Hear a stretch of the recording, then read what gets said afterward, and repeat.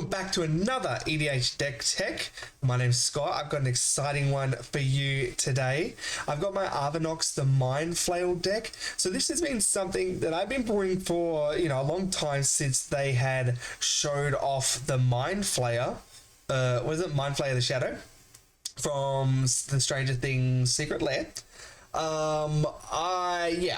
Really liked the idea. I really liked, I enjoy Stranger Things, but I didn't get the Secret Lair. A, it's very expensive here in Australia, and B, I wasn't really interested in the other cards. So I was really happy to hear that they announced that they were going to do an in-universe version of those cards. So very happy with Arvinox, the Mind Flayer, and having the opportunity, I guess, to brew around it. Love the art.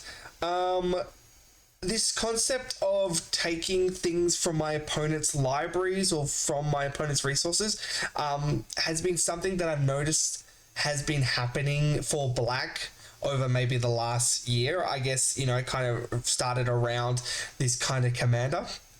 And then just more and more cards came out that supported it. So I felt like it was an appropriate time, especially with the last Commander Legends set, Battle for Baldur's Gate, had a lot of support pieces for this, or at least a lot of fun cards that can go in this style of deck.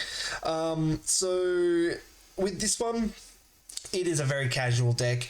It is a very high CMC, high mana value, deck. Overall, so something it will take some time to get rolling, but once you get Arvinox down and you can start getting that card advantage. Now, it is your opponent's decks and it is only permanent, so it kind of filters down. I had a good example where it was my opponents. I got all three permanents, but those permanents were not very good. And then the next round, I got two permanents. One was a Wood Elves, and the other one was some other cheap value creature. And I'm like, I'd much prefer those kind of creatures, not so much the Wood Elves, but just cheap value kind of creatures is always nice. So, it really depends on what your opponents are playing.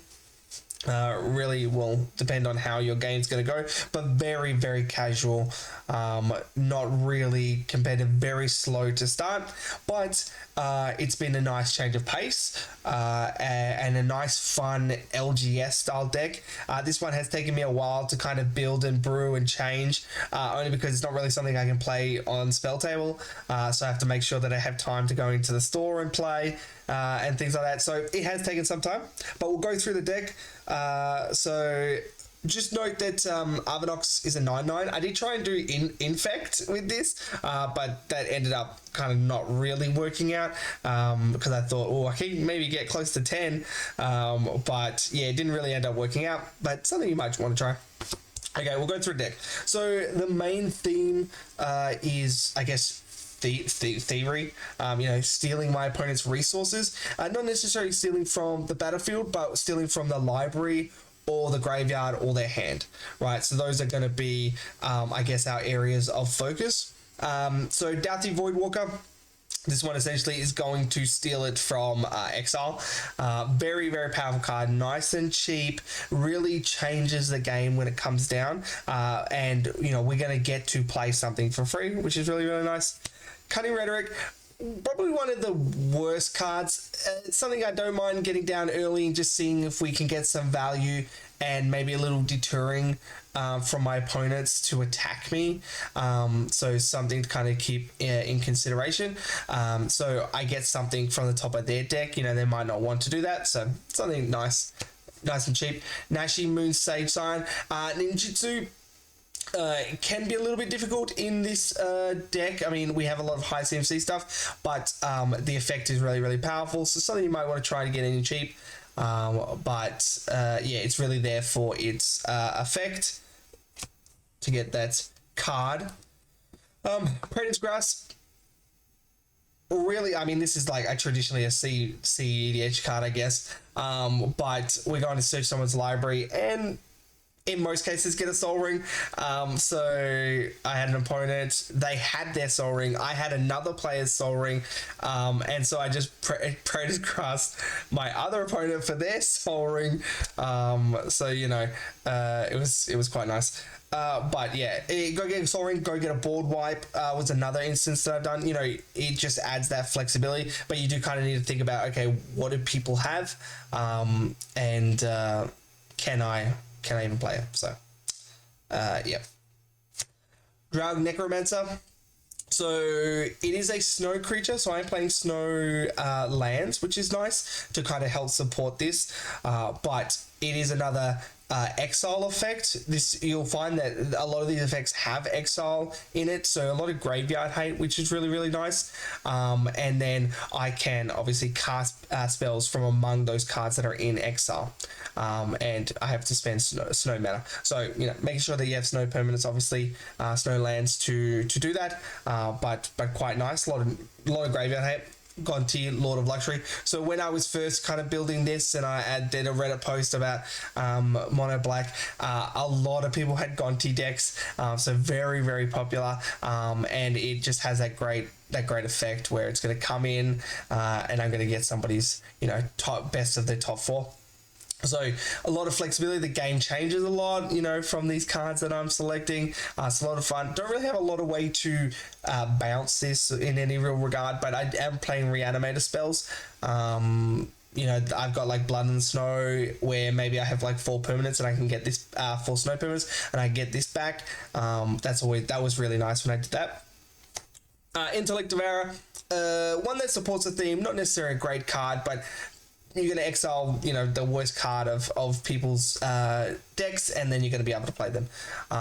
So yeah, so you can play lands and cast spells, so essentially get them all. Nautiloid Ship. So the only vehicle in here, so it's going to come in, it's going to exile target player's graveyard, and you know, when it deals damage, we can get that creature. Not really something you want to be playing early. There are a lot of cards here that require a bit of setup, so you can't really play them very, you know, early on. So something you want to play in a bit later. Maybe they've got those cheap value creatures that you can just kind of get, which is nice. But again, another exile hate. Author of Shadows. Again, another exile graveyard's really nice, and then you get to choose a non-land card exile from there, and you can cast that. So you know, again, nice and great, where a lot of exile, a lot of graveyard hate. Gonti, Lord of the Vault. So it has Intimidate, that's okay, it's a 5/5, whatever, but really it's to put either a creature or an artifact from an opponent's graveyard. So again, stealing from their graveyard. Ancient Brass Dragon.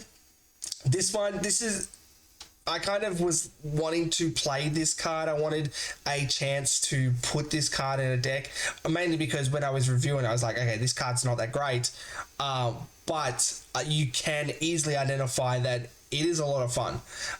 So I did want to play it, and so I wanted to kind of make sure that my mana value average was quite high, and so that I can have kind of support these kind of cards. Yeah, this one's a lot of fun. Again, stealing from the graveyard. We have a lot of exile effects, so you know, you're going to balance obviously when you'll be playing this, but it's a really fun card, and that's kind of where I wanted to kind of keep this deck, is just play those fun black cards that I just don't really get a good opportunity to play. Brainstealer Dragon. Actually, probably this is one's great card in this deck. Actually, maybe one of the best. The problem is it's a 7-cost dragon, so that's a bit difficult, especially when our commander's a 7-cost dragon. But sometimes I actually wanted to play this first. So we will get a card from each person's library on our turn, essentially, end step, unless somebody does something about it.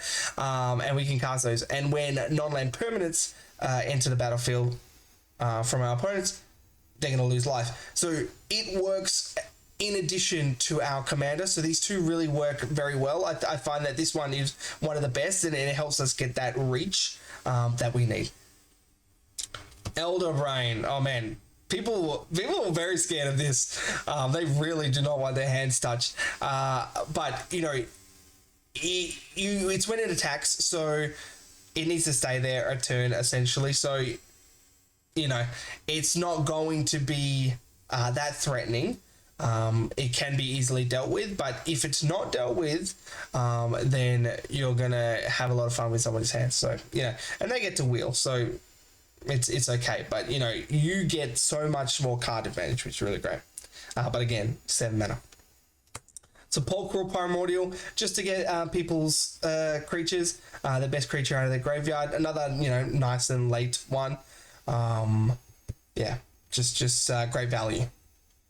And then Thieving Amalgam. So you're going to manifest the top card of each player's library. So you're going to get some cheap creatures, whatever. And when a creature you control but don't own dies, they lose 2 lives. So a little bit of reach, but essentially, yeah, you're here just to manifest things, and then we can use them. So nice little creature. Okay, so those are the main thievery effects. So I have Junk Troller. Essentially, this is the only representative of a creature that will put something on the on the bottom of somebody's library from their graveyard. So there are a few effects like this, like Rato Lantern, and the other one from Kamigawa. Ultimately, I thought that they were too expensive to activate. They were 2 and 3 to activate. This wasn't really an effect that I found too strong or too appealing. In terms of people aren't really putting that many permanents in their graveyard, in addition to what I'm kind of already playing that's dealing with the graveyard. So I really just wanted just Junk Troller because I don't have to pay anything to activate it. It's a nice defender blocker, which is decent. Yeah, and I don't have to pay anything to activate. I felt like 2 and 3 were getting they were too expensive to activate, essentially, I felt. So just Junk Troller, just to put something from the graveyard on the bottom, and then I can start manipulating what is on the bottom. So it has come in handy, but I don't think I wanted to fill up too much on this effect, just because it was, you know, quite rare. So a little bit of protection, you know, people are going to be swinging out at you, you're black. So just a sneaky one-off darkness, just for a bit of protection, just in case someone tries to swing out at me. And then Malakir Rebirth for our commander. Now, do remember that your commander is not a creature until you have 3 of your opponent's permanents. I found that takes, you know, about 1-2 turns, really, before you start getting enough permanents. I guess it depends on you know, your opponent's libraries, of course. But really, the first turn you're going to get cards. The second turn you might play 1 or 2 of them, who knows. But yeah, the second turn, you know, you started getting some of their permanents down. So remember that your commander is not a creature, but if it is, this one's nice. I don't really want to be paying a lot more for my commander. So Reanimation, I found Reanimation to be really, really sweet in this deck. You know, those Elder Brass Dragons, Elder Brains, they are going to get removed. So we do want a bit of Reanimation. So obviously Reanimate, very, very good. Animate Dead, nice and cheap. We don't really care about our creatures' power. And then I've just got Victimize, just because I found that I would just get some of my opponents, you know, value creatures, they're cheap creatures, that I can just get that into the battlefield and then just, you know, sacrifice it to this and get some of those big beaters, right? Because my creatures are so expensive that I really wanted to have another Reanimation spell here. So you know, if maybe you prefer Necromancy or something like that, you might want to put something like that in there, but an additional Reanimation spell just in case. And then I've got Great Merchant Vessel just as an alternative win condition. You know, I found that Reach was a bit difficult with this deck. It can stall quite easily, so I wanted something just to lip us over, really. So Great Merchant Vessel, you know, our commander is 3 pips, so just with these 2, you know, it's going to be 5 devotion. So, you know, just a little bit, you just need a little bit, and then you're good and golden. So just a bit of an alternative, just help us get to the end. Okay, draw. So I got to play around with some of the alternative draws that I probably wouldn't play. Now, do note that some of our creatures are getting things from people's libraries, you know, the Gontis, the Elder Brains, getting things from hand, stuff like that. So card advantage I found was never really a problem. The problem is that, you know, our opponent's cards may not really work for us. So, you know, keep that in note. So you still need to have a lot of draw in this deck. But I get to play Keen Duelist, which I really enjoy. Nice kind of like Dark Confidant, but we get to hit our opponents, so a little bit of reach because, you know, our mana value is quite high. We expect our opponents to probably play something a bit lower. So it's nice, you know, you don't want to run into a few lands, but it's pretty good. Knight's Whisper or Night Feeder's Visitation. A nice little secret lair I recently got. Just cheap, you know, 2 cards for 2 mana. Sorry. 1 extra, and then Sign of Blood, obviously the alternative. You know, you can target a player if you want. Black Market Connections. This one nice new. This one I've actually quite liked. In this deck I really haven't gone with the Shapeshifter. And early on I'll get the card, but later on I then will just, you know, if my life's getting quite low, I'll just do the treasure, of course. But I found the flexibility of this card to be quite nice. Phyrexian Arena, nice classic. You know, lose 1 life, draw a card. Protection Racket. So this one's an interesting one. I've had a bit of a love-hate relationship, but we have a lot of mana value cards, high mana value cards in our deck. So again, this, and you know, it adds to the extra reach, and at some point, people are going to start, you know, they have to let you have it essentially. So, yep. So Read the Bones, another nice classic one. Scry. Stinging Study, very nice in this one. You know, 5 mana instant speed, draw 7 and lose 7. So, you know, obviously keep that in mind, but it's basically refill your hand, which is great. You know, they've killed your commander once. You're not really getting that card advantage. Don't really have your black markets down or your Phyrexian Arenas to kind of, you know, get the card advantage each turn. This one's a nice filler. Okay, some removal. Defile Classic, playing a lot of swamps, especially not a lot of snow covered swamps, so really great. Gets around indestructible. Feed the Swarm to get rid of enchantments, things like that. Curtain's Call, just great to like value. You know, it's nice and cheap. It has Undaunted, so you know, you got 3 opponents, you're gonna, you know, 2 for 1, which is great.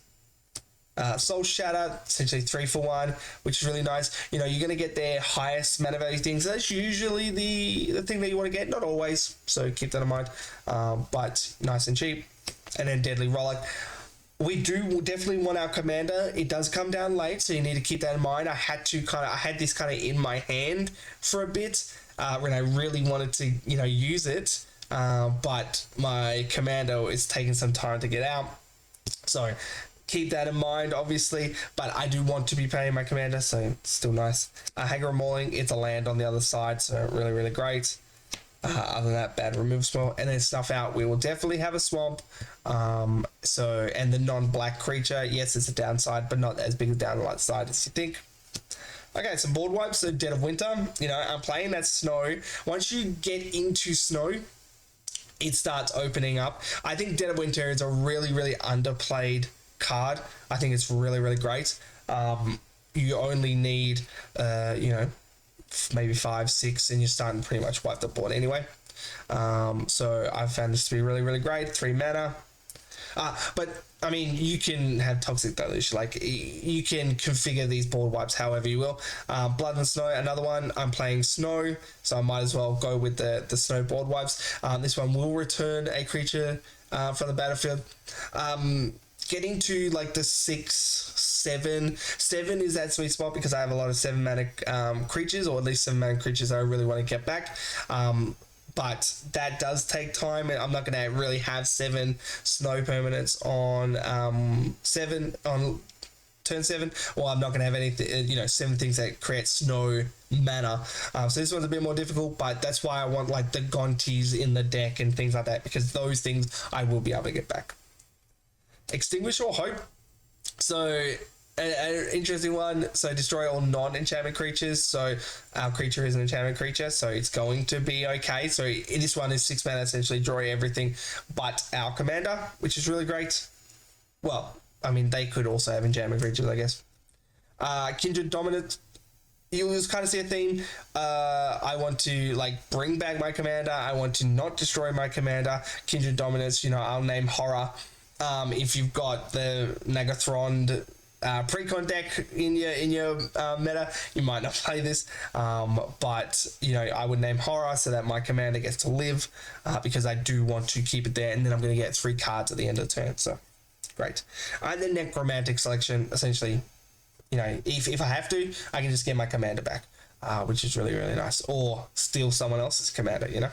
I am playing a little bit more board wipes in this deck, only because my commander's A, expensive, B, sometimes not a creature, and C, I don't have a lot of early games, so, you know, I want to kind of board wipe if I can. Ramp, we're playing a lot of ramp. So Bubbling Monk, we've got a lot of swamps, so it's going to double them. Dark Ritual, just great. Try to get our commander out nice and early. Soul Ring, super powerful. Wayfarer's Bubble to get those swamps onto the battlefield. Arcane Signet, just great 2 mana ramp. Cabal Ritual. Threshold is a bit hard to get in this deck, so keep that in mind. We don't have a lot of like discard outfits and things like that, but later in the game it's quite nice. Charcoal Diamond comes in tapped, but that's okay. Felwar Stone, somebody else will be playing black, so essentially taps black. Jet Medallion. We have a lot of black, generic mana and black in our cost, no all black mana cost. So reducing our black cards is great. Mind Stone, you know, we can draw in the late game if we need to. Thought Vessel, sometimes we're playing our opponent's cards, so I can kind of keep some. But the no maximum hand hasn't really come into effect too much, but it is a 2 mana rock.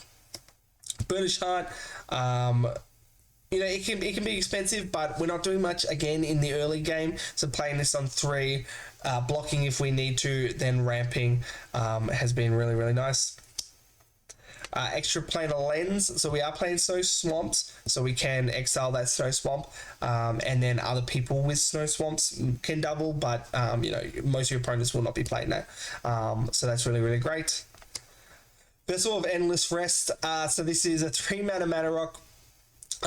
It's only in here because it can put something on the bottom of someone's library. So this one's a bit difficult because it's not really a ramp card that we want to play early. We do want to play it later. So it's probably I'd say one of the worst, but like I said, I didn't want too many of these effects. I got this and Junk Trawler, and that I found to be enough because there's sometimes not that many opportunities, but having 1 or 2 of this effect is fine. Crypt Gas, want to double our swamps, fantastic. Solemn Simulacrum gets a swamp and nice early game blocker. Throne Dynamo, I know some people are, you know, not big fans of Throne Dynamo, but I've really enjoyed it in this deck. It really ramps my deck a lot. A, the commander's very expensive, and B, we want to be playing our opponent's spells, so we need a lot of mana, right? Because you know, maybe they on average they have about 3 to 4 mana value stuff. So get this down on turn 4, turn 5, we play our land, have this, we have 8 mana, we can play 2 of their cards, you know, that kind of stuff. So I've found it quite nice. Magus of the Coffers, we play a lot of swamps, really, really nice. Nakata Revenant, double those swamps. And then Crick, Son of Yawgmoth, a lot of black pips in this deck, so great card. Alright, so that's the ramp. Lands. It's a very generic deck, so I've taken out some of the very specific kind of utility lands, and really just had a core land set. So Bajuka Bog, great for exiling. Cabal Coffers, we play a lot of swamps, so very powerful. Cabal Stronghold, again, a lot of basics. I'm playing more basics than I generally do, just to kind of help with the snow count. So this is great. Mirrored Landscape to get those basics out onto the battlefield.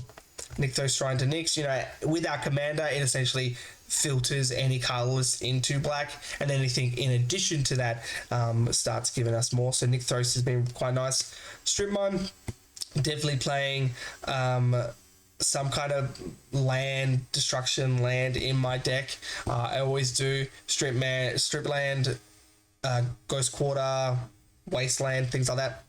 Sorry, Strip Mind, Wasteland. So play something like that. You know, somebody's gonna have a Maze of this, somebody's gonna have a Cabal Cover, someone's gonna have a Field Dead, Guy's Grail, things like that. So really, really nice. Temple of the False God. So not a land that you want early, but is nice very much in the late game. Has been really nice for me. Urborg, Tomb of Yawgmoth, turn all our utility lands into swamps, as well as a couple of coffers into a swamp, so really, really great. And then War Room, essentially, you know, we get to pay a life and draw a card, which is just an additional draw in a land slot, which has been great. And then it is 28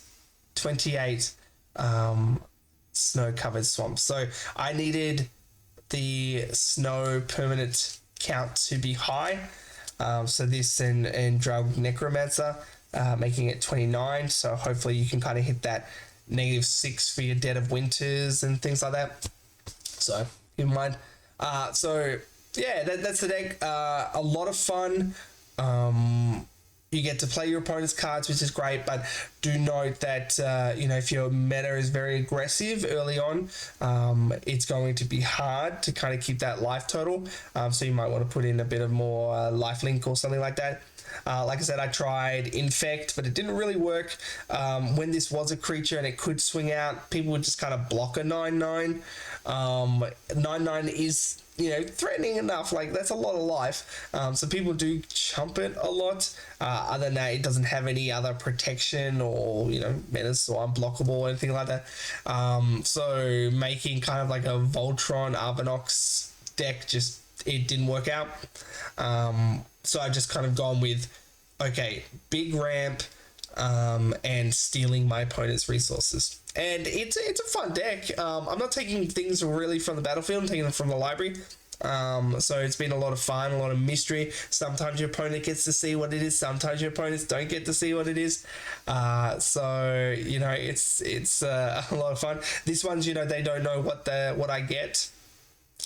So who knows, you know. Torrential Gearhawk was a great one that I got. That was a fun one to kind of help keep me in a game. Yeah, who knows what spice people are playing, and yeah, you get to play. I guess this is the mono black equivalent of somebody's clone deck, you know, where it's all playing your opponent's decks. So I can definitely see the fun and value in it. So that's the deck. I hope you enjoy it, and thanks for watching.